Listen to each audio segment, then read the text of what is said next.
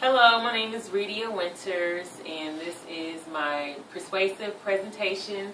I am a student in class 1321 4430, and today I am presenting my presentation to my sister, hi, brother-in-law, Hello. and hubby is doing the filming for me.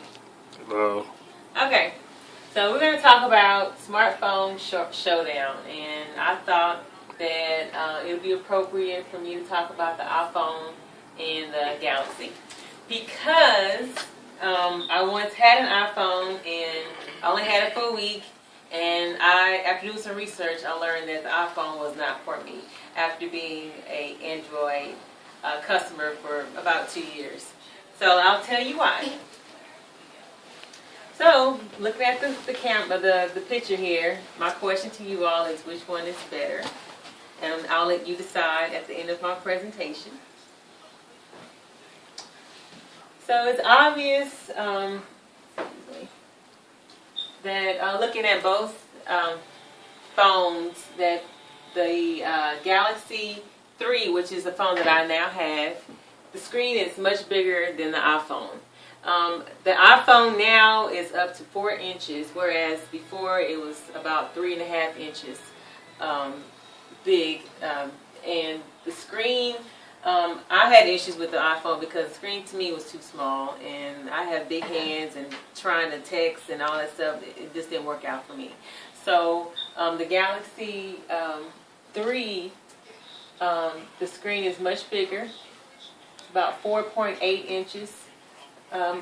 Wide, and even still, because the both screens are, in about 4.5 inches wide, the thickness of the phones are still pretty slim.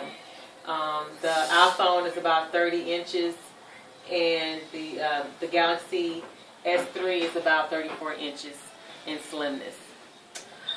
Now, trying to compare both of the features for on both phones, and I learned that both phones, the iPhone 5 and the Galaxy 3, both have great camera and video qualities. So they're about the same on that, so that's a good thing.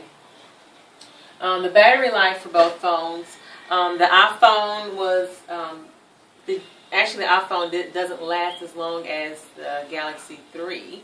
So I find that very interesting. I had an Evo Android phone through Sprint, and my battery life it sucked. And at that time I had the iPhone, and my iPhone battery lasted so much longer than the Evo, which it surprised me when I saw that the Galaxy 3 now outlasts the iPhone 5.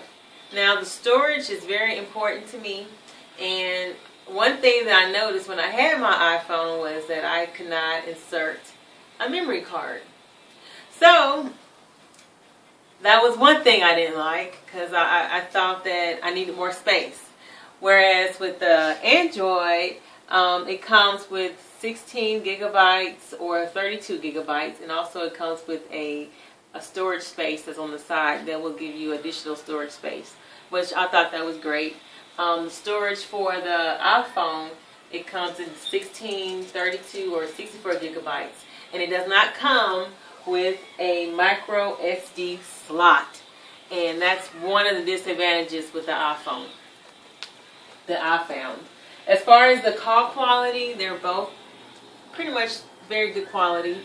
It just depends on your network.